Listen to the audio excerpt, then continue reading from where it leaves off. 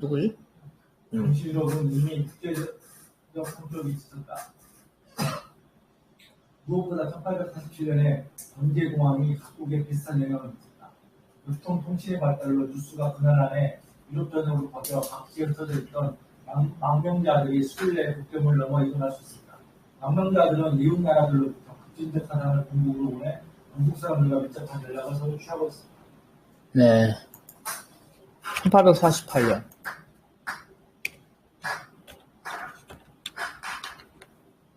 이때 철도가 초기 아니에요? 철도 초기? 여러분, 영화에 역마차, 그 미국 서부 영화의 우체부 봤어요? 우체부?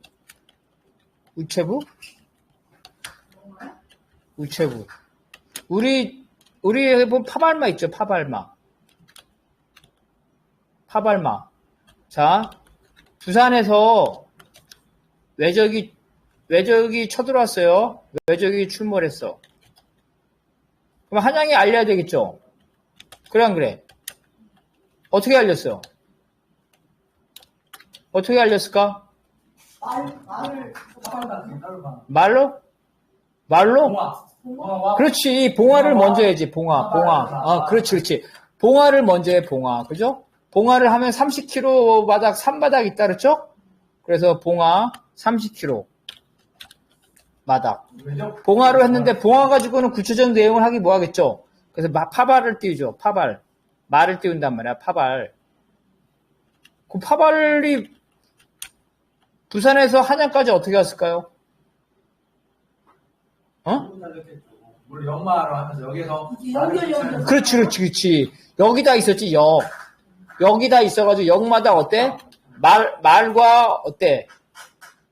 말과 그 연락원 있었죠. 그죠? 그 옛날에 뭐라 그랬지? 그 춘향전에서 어사출두하고 몽둥이 들고 때리는 놈들이 누구지? 그럼 그 뭐라 그랬더라 그거야. 갑자기 생각이 안 난다. 그래 그 사람들이 있었다는 거야. 그죠? 그래서 어때? 말과 사람이 교체되는 거죠. 쉬지 않고 가는 거야. 쉬지 않고 24시간 그렇게 도착하는 거야. 마찬가지야. 유럽에서도 이미 이제 이 도로가 확장됐기 때문에 역마들이 쉬지 않고 달려. 쉬지 않고. 프랑스하고 독일하고 가깝죠? 영국은 바다 건너야 되지만 보자. 프랑스, 독일, 벨기에 다 붙어 있어요. 오스트리아. 그 다음에 어때? 바로 이제 이 통신이 발전하기 시작하죠? 모스. 그죠? 모스 부호. 이렇게 되는 거라서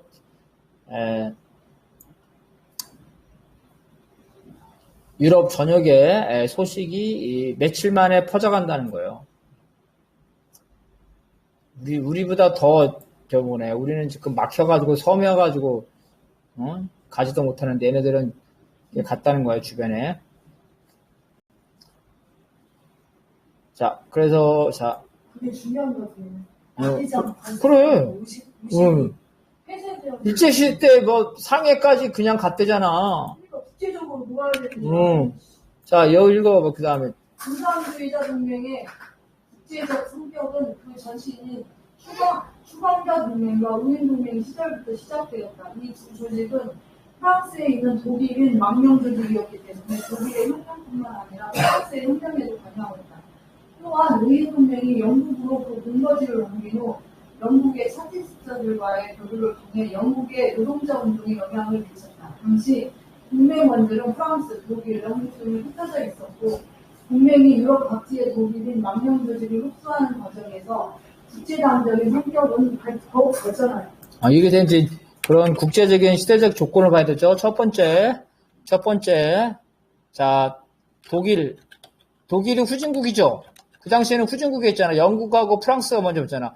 독일 후진국의 직공들, 그죠? 직공들이 어때? 선진국으로 돈 벌러 간 거야. 선진국으로. 영국과 프랑스로. 불법 체류. 돈 벌러. 그죠? 돈 벌러 가서 거기서 뭐 했어? 독일인 마을촌은 생겼죠? 독일인 마을을 형성했어. 어디에? 파리, 런던에. 근데 여기에 누가가? 망명한, 그죠? 망명한 혁명가들이, 그죠? 이 마을촌, 코리아타운이죠, 타운. 응? 코리아타운, 독일타운. 독일타운에서, 어때? 정치교육을 했다고 그랬죠? 이러면서, 바로 여기서, 이 정치 조직, 그죠? 정치 조직이 탄생했다 그랬어요. 그러니까, 파리에 있는 독일인 정치 조직이니까 두 가지를 했겠죠? 제일 중요한 건 독일이 후진국이니까 독일 혁명을 했을 거고, 자기가 살고 있는 데가 파리니까 프랑스 혁명을 했겠죠? 자, 똑같은 방식으로 런던에 있는 독일인들은 뭐겠어요? 영국 혁명과 독일 혁명이었겠죠? 이렇게 되는 거야, 전부 다. 그래서 벨기에에 있는 독일인, 당연히 독일 혁명과 벨기에 혁명 했겠죠. 이런 식으로 해서 국제적인 성격의 당으로 발달을 했다는 겁니다. 자, 그 다음. 브뤼셀에서 활동하던 마르크스의 조직이 공산주의 대통령과 통합했던 것은 또 이러한 배경에서 있다. 특히 런던 시기의 공산주의 대통령은 벨기에인, 헝가리인, 폴란드인 등 유럽 각국의 혁명가들이 모인 국제 조직으로 발전하였다. 마르크스는 공산주의 대통령을 통해 독일뿐만 아니라 영국과 프랑스의 혁명적 노동자들에게 영향력을 행사하고자 하였으며 실제로 그런 효과를 얻었다. 그래서 이제 마르크스가 많이 도망다녔다 그랬죠. 먼저 고향 독일이죠, 독일. 독일에서 라인 신문이 폐간돼서, 그죠? 라인 신문이 폐간돼서 파리로 도망갔죠. 파리에 도망갔는데 파리에서 또 추방되죠. 추방돼서 벨기에로 도망가죠. 그러다가 1848년 혁명이 일어나죠. 그래서 1848년 혁명이 일어나서 파리로 오죠. 다시 또 파리에서 추방돼서 런던으로 가는, 이렇게 활동을 해요. 각각 가면서 다 뭐 했다 그랬어요? 두 가지 하였지. 하나는 비밀 정치 조직, 하나는 노동자 대중 조직, 주로 민주주의 혹은 민주주의 조직이나 노동자 교육 조직, 교육협회를 만들었다 그랬죠. 교육협회. 이게 유럽 곳곳에 있었다 그랬죠. 유럽 곳곳에.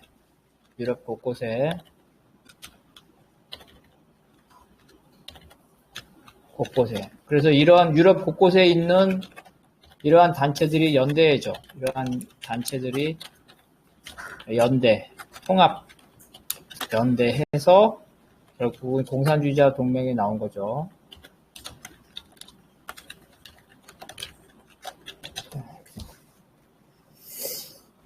특히 런던에 많이 모이셨죠. 런던에 왜 많이 모이셨어? 자, 독일이 가장 후진국이었죠. 여기 후진국이라는 거는 민주주의가 제일 발전이 안 됐어. 집회 결사의 자유가 없어. 다 도망가. 그래서 독일 혁명가들이 파리하고 런던하고, 그 다음에 파리죠. 프랑스 파리. 파리는 독일보다 좀 독일보다 난데 여전히 감시가 있죠. 제일 민주주의고 자유로운 데가 어디에? 런던이죠. 영국. 런던은 왜 그래? 이미 1648년에 민주주의 혁명이 있었죠? 민주주의 혁명. 있어서 런던은 상대적으로 민주주의와, 그죠? 집회 결사의 자유, 표현의 자유가 보장이 돼 있어. 그러니까 어때? 망명객들이 많이 오겠죠? 많은 망명객. 유럽의 곳곳에서 정치적 망명이 런던으로 오는 거예요. 런던에 이렇게 모여있다는 거. 그 런던 경찰은 왜 안 잡아갔냐? 런던 경찰은 각국의 경찰과 협조를 합니다. 근데 어때? 그 영국 법이 있겠죠? 영국의 법이 상대적으로 민주주의란 말이에요. 민주주의니까 어떻게? 영국의 국익을 정면으로, 그죠? 정면으로 해치지 않는 이상 외국의 정치망명 계획을 체포하지 않았다는 거예요. 그래서 일을 많이 왔다는 거예요. 체포하면 영국에서 문제가 되겠죠. 왜냐면 영국의 법에 민주주의와 집회결세 표현의 자유를 보호하기 때문에 영국의 야당들이나 이런 사람들이 항의를 할 거 아니에요. 그래서 영국의 국익을 정면으로 해치지 않은 이상 외국의 망명격을 체포하지 않았어요. 그래서 런던에 세계 곳곳에 정치의 망명격들이 모여 있었다는 거예요. 자, 그 다음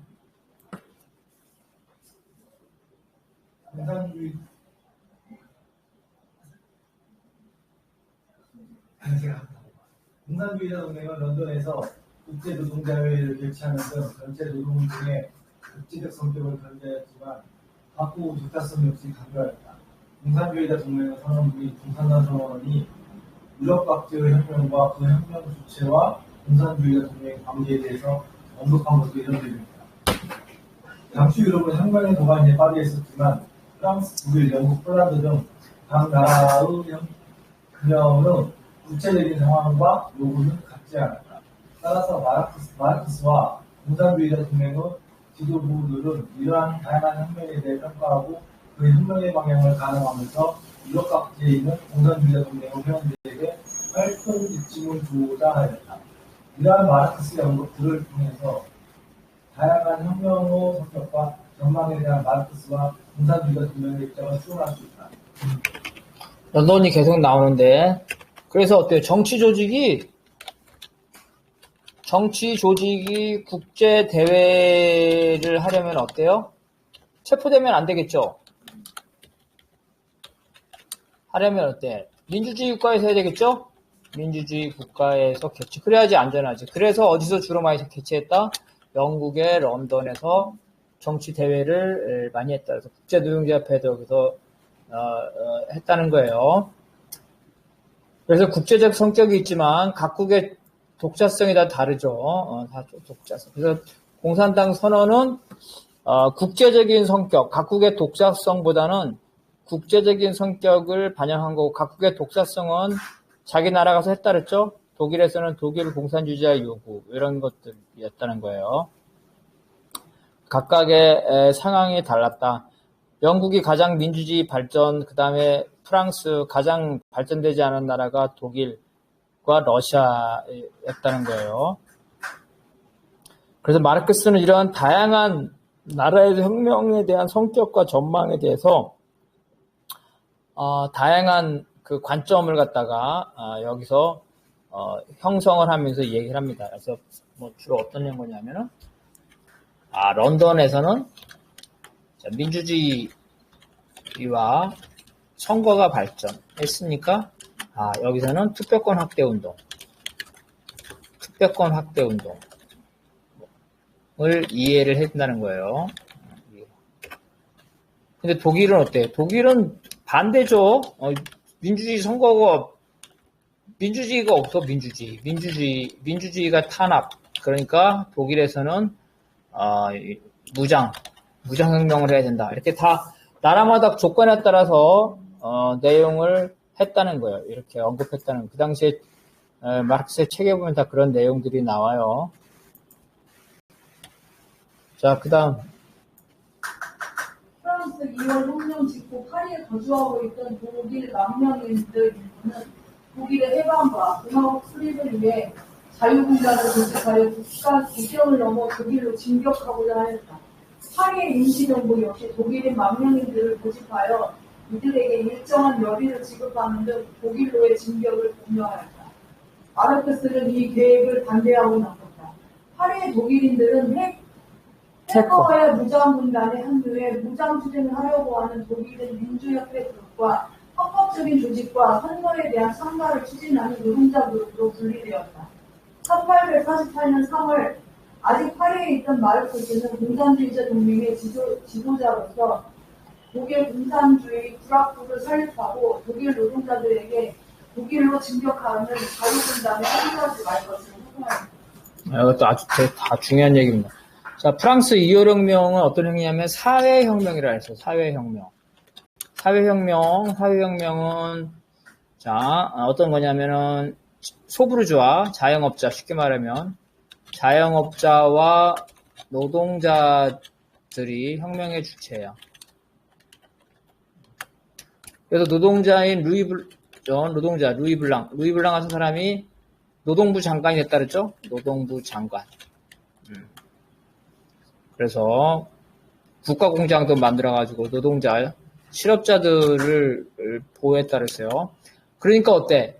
약간 요즘으로 치면은 좌익이죠. 좌익 민주주의야.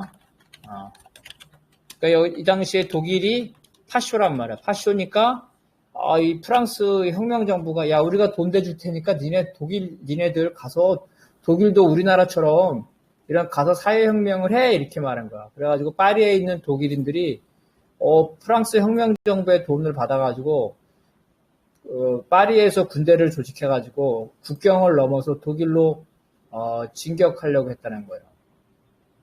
그런데 여기에 대해서 마르크스가 반대했다는. 이상하게 왜 반대했을까?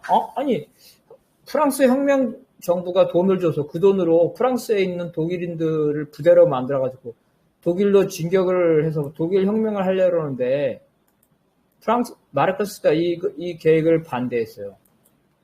반대했단 말이야. 가지 말라고. 왜 그랬을까요? 응? 왜 그랬을까? 자, 이렇게 하자. 그래서 자 봐라. 파리의 독일인들이 프랑스 정부의 돈을 받아서, 그죠? 돈을 받아서, 거기서, 프랑스죠? 파리로 진격한다. 이러면은, 여러분이 그 당시 독일이니까, 여러분이 독일의 왕이야, 그 당시. 독일의 왕이라면, 독일의 왕은 뭐라고 할까? 뭐라고 할 것 같아요? 자기 독일 국민들한테, 독일 민중들한테. 뭐라고 하겠어? 야, 저 프랑스 놈 돈 받아가지고, 그지? 프랑스 놈 돈 받아가지고 우리 쳐들어온다. 그죠? 나폴레옹이 우리 점령했는데, 그죠?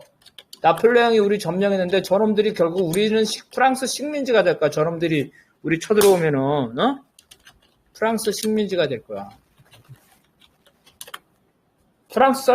독일 사람들이 프랑스 돈을 받고 들어오는 그 혁명군을 독일 사람들이 환영을 할까요? 반대로 생각해봐. 지금 프랑스하고 독일하고 적대 국가야. 일본에서 혁명이 일어났어.